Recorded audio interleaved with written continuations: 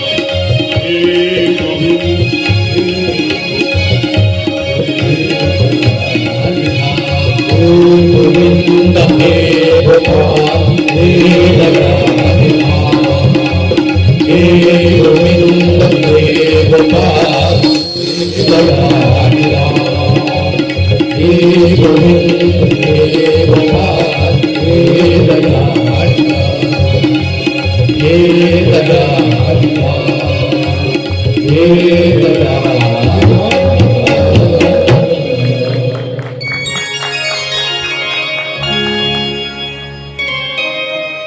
स्वयं दास्य तपस्विना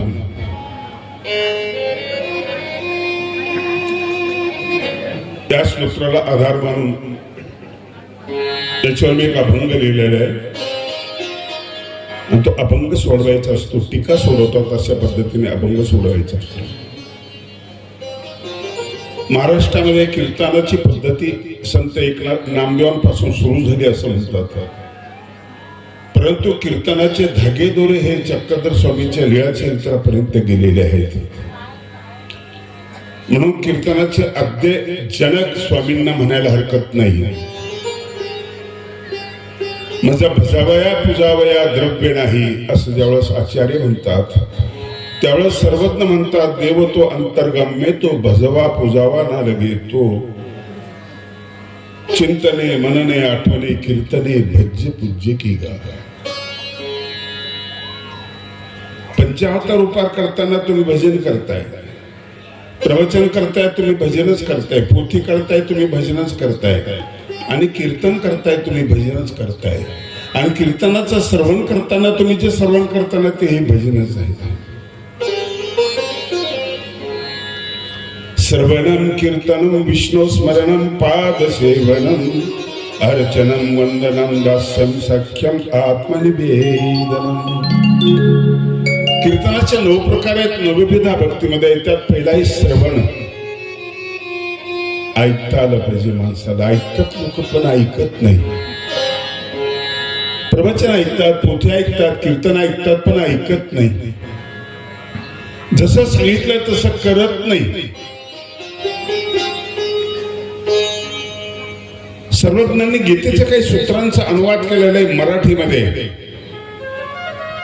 ज्ञान ध्यान परंतप ज्ञानापसी प्रेम उत्तम न चागनेर न चाक्रिय पचन पाचन न कीजे। खूप सूत्र मी निवडलेले आहेत, असे खूप सूत्र निवडलेले आहेत।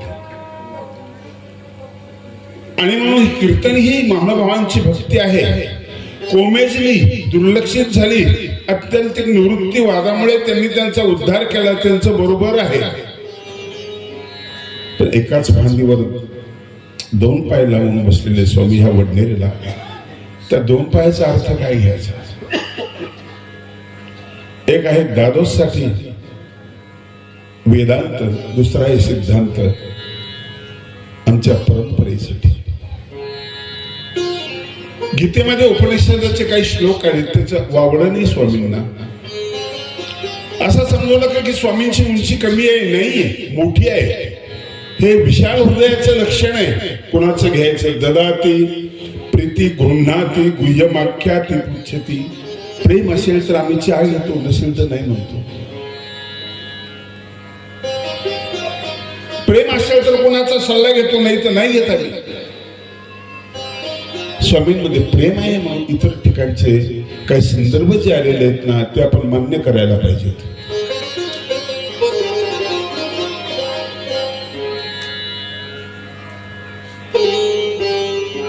माझी देवाचे कीर्तन आणि स्वधर्माचे वर्तन, ते अनार्थ ऐकावया कान कथा विधाने ज्ञान प्रबोधक। कीर्तन शब्दाचा अर्थ काय? कीर्तन म्हणजे बोलणे, सुसूत्र पद्धतीने बोलणे। त्या बोलण्यामध्ये माधुर्य असावं, त्या बोलण्यामध्ये प्रमाण असावे, त्या बोलण्यामध्ये एक सलगता असावी, विषांतर होऊ नये। म्हणून इतर बोलण्यामध्ये, गप्पामध्ये आणि कीर्तनामध्ये हा एक फार मोठा फरक आहे। सम उपसर्ग लागला आणि संकीर्तन बनलं, सम्यक प्रकारचं कीर्तन, संगीत असं असणारं कीर्तन। भास्कर भट्टांचं भागवत,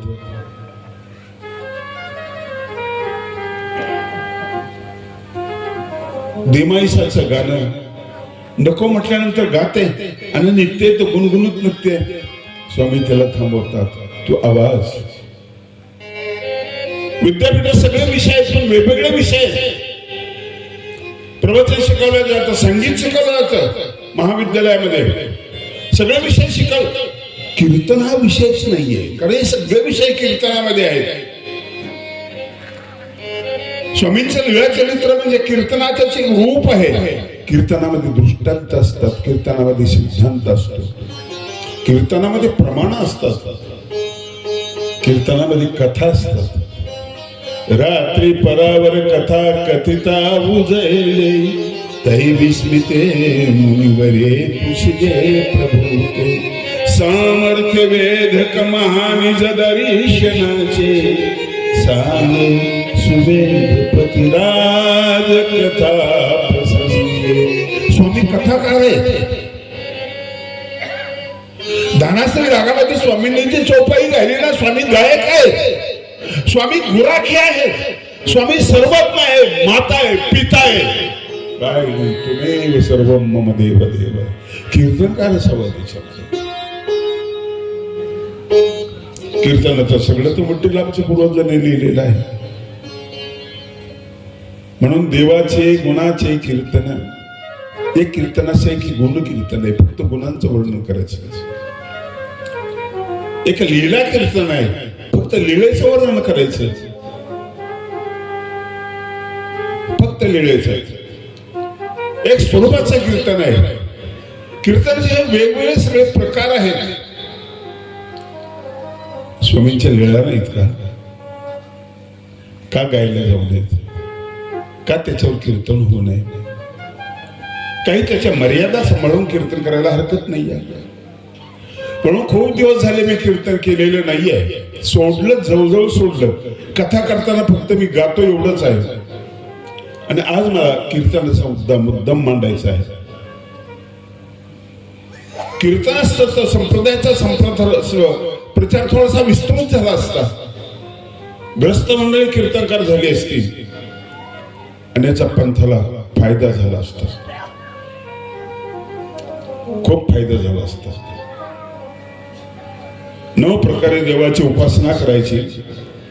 त्यातलाच कीर्तनाचे जे स्वरूप आहे ते असं आहे, दास्य भक्ती. 7व्या क्रमांकाची भक्ती आहे ती दास्य भक्ती. आणि सर्वज्ञांनी ही दास्य भक्ती आपल्याला सांगितलेली आहे. एका सूत्रामध्ये, छोट्याशा सूत्रामध्ये सांगितलेले आहे. आणि याच्यामध्ये देशाचा विकास आहे, माणसाचं बळ वाढणार आहे, याच्यामध्ये आचार आहे, ह्या सगळ्या गोष्टी याच्यामध्ये आहेत. आणि मग आचार असल्यामुळे याला एक बळ आलेलं आहे. आचार परमो धर्म, आचार परमं तप, आचार परमं ज्ञानम, आचारात किम न साध्यते. आचारात विचार असतो, आचारात तप असतं, आचारामध्ये ज्ञान असतं, हे सगळं आचारामध्ये असतं. पण हा आचार नोकराकडून करून घ्यायचा नसतो, पुरोहिताच्या माध्यमातून करून घ्यायचा नसतो. हा आचार स्वतः करायला पाहिजे, स्वतः करायला पाहिजे. या सूत्राचं जे अधिष्ठान आहे, याचा प्रकरणावर जो आहे, मी थोडस आपल्या पद्धतीने आणि त्या पद्धतीने सांगण्याचा प्रयत्न करतो. छोटीशी कथा आहे, छोटीशी.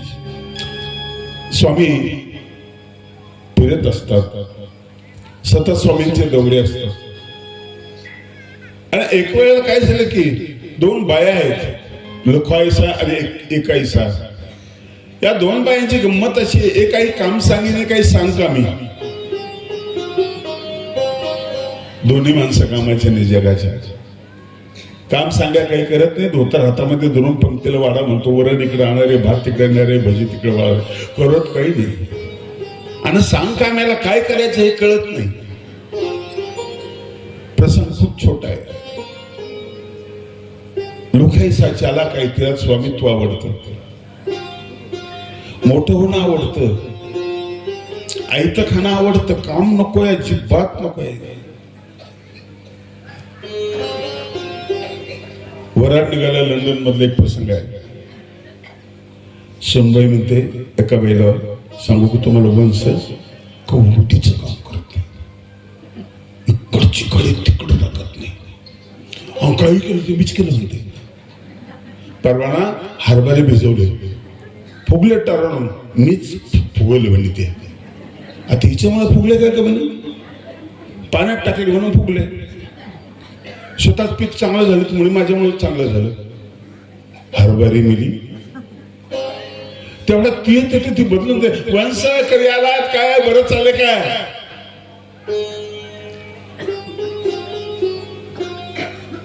काही काम सांगणारी माणसं आहेत, काही सांग कमी माणसं आहेत. ही माणसं जगाला धोका आहे.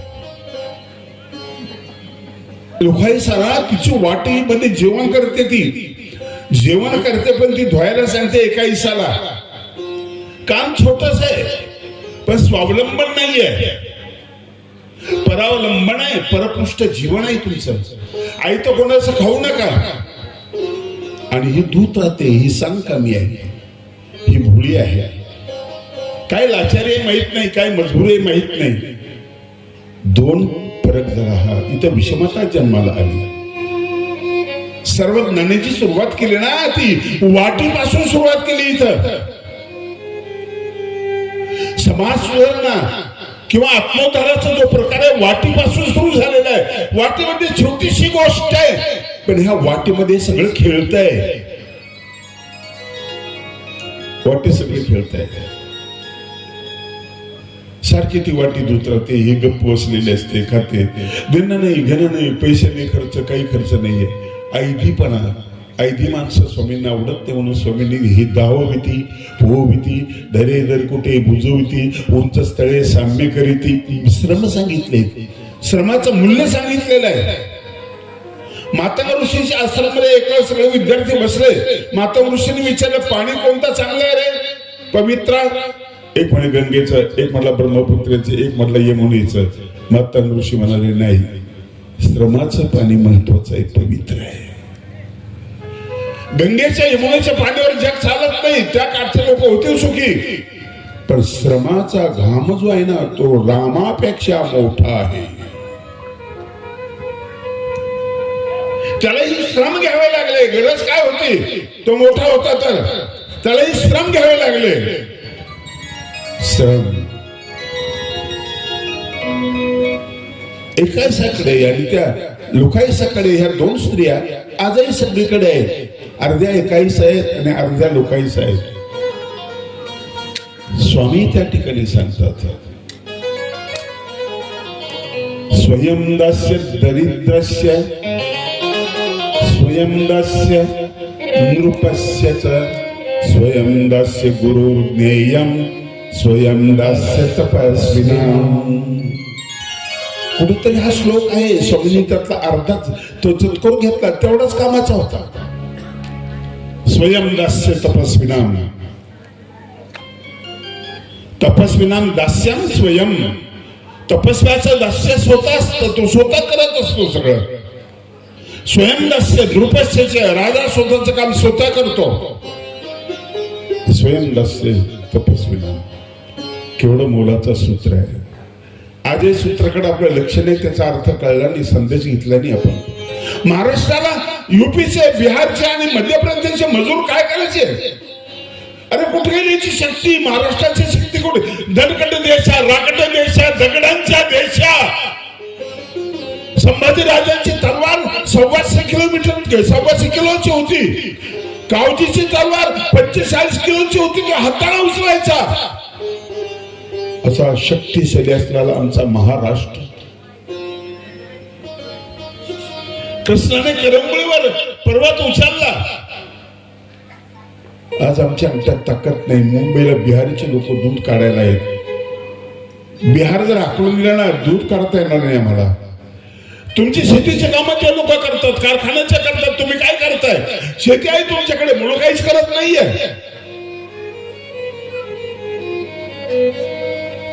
स्वयंदास्य तपस्विनां, शेतकरी तर बना, पण पहिले तपस्वी बना.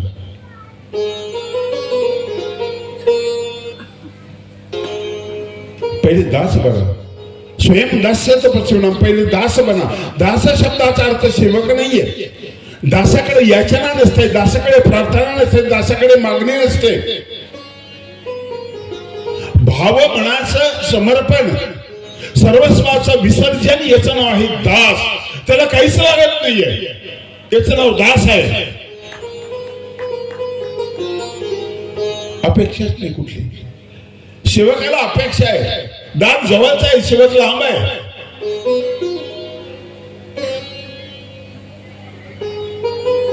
भंडारेकर जेव्हा स्वामींच्या घरी जातात ना, जीवनमुक्ताची लक्षणं पाहतात. ग्रंथामध्ये, भागवतामध्ये आहेत ते. नाही सापडत. आपलंही असंच होतं. पाठीमागून आवाज येतो, भट्टो मागील पंक्ती पहा. त्या आवाजाला काय माहिती मी काय पाहतोय, पण ओळखलं कसं? मागचं पालन ओळखलं. जीवनमुक्ताची लक्षणं दिसली, पण ते वाचनाच्या अगोदर तिकडच बघितलं. अत्यंत चांबे गौरा विशाल नेत्रा सुरवेधक सुंदरा सकल साक्षी तो अससी देवा जय चांबे गौरा विशाल नेत्रा सुरवेधक सुंदरा सकल साक्षी तो अससी देवा जय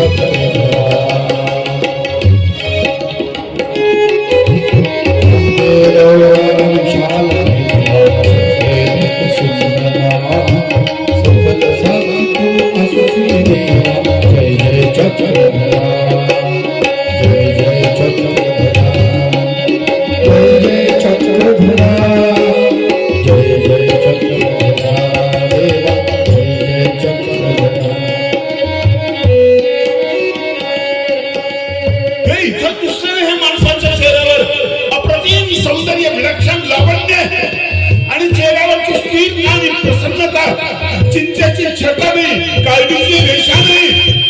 जीवन मुक्त भिक्षा मागतोय. भंडारेकर उठले. पुस्तकात पाहायचं होते, तिथे मस्तकात दिसलं. आणखी काय पाहिजे? उठले आणि निघाले. सामान्य नाही, वेडा नाही हा माणूस. अत्यंत बुद्धिमान असलेला भंडारेकर स्वामींच्या सोबत निघाले. 16 वर्षाचा सहवास, एकही प्रश्न विचारला नाही. प्रश्न कोण विचारतो? जो अर्धवट आहे. उत्तर मिळाले नाही का? मिळाले. कशातून मिळाले? काहीच्या शब्दातून मिळतात, काहीच्या कृतीतून, वागण्यातून मिळतात, काहींना कीर्तनातून मिळतात, काहींना वर्तनातून मिळतात. न बोलणारा माणसाचंही बोलणं त्यांना कळतं. 16 वर्ष पाठ दिसून दिले नाही. त्याचं कौतुक स्वामींनी एका सूत्रात केलेलं आहे. ओम म्हणून भंडारेकारासारखे उठो. कमाल आहे की नाही? कमाल आहे. पुढच्यांना संदेश दिला, आदर्श सांगितला. हा तो भक्त होता असा.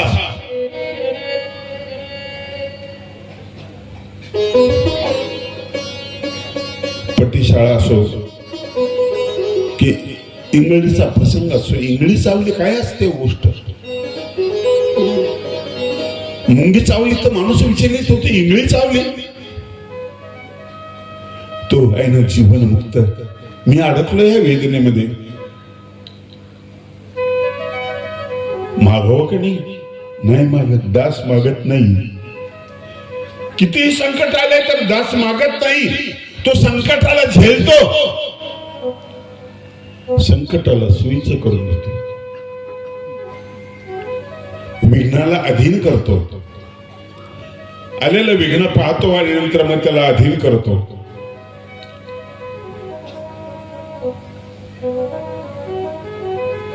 एवढंच म्हणाले, देवा मला स्तुती करायची आहे, म्हणजे मला द्यायचं आहे तुम्हाला. दुःखाच्या प्रसंगामध्ये द्यायचं हो, मला द्यायचं आहे तुम्हाला. समर्पण आहे. भाव भावनांचं विसर्जन म्हणजे समर्पण. मी शब्द वापरला. दुःखाच्या प्रसंगातही समर्पण. विंगुळ स्तोत्र लिहिलं. मरणांत काळी त्याच्या सममागणे असावे. मरण असताना त्याच्यासारखं देवाला मागणं असावं. वृश्चिक वेदनेचे कवनात रूप व्हावे. वेदनेला कवन बनवणं, स्तुती बनवणं किती अवघड गोष्ट आहे. रडण्याचा आवाजच असतो आणि श्लोकाचा आवाजच असतो. इंग्रजचा 10 किती होतो माहिती आपल्याला. अंतिकाच्या दुःखासारखं ते दुःख आहे, त्यातून ती प्रार्थना जन्माला आली. दास आहे दास. दास कधी उदास नसतो. स्वामी आम्हाला दास बनवण्याचा प्रयत्न करतात. दास कधी लहान नसतो. दास समर्थाचे व्हावे. दास समर्थाचे व्हावे.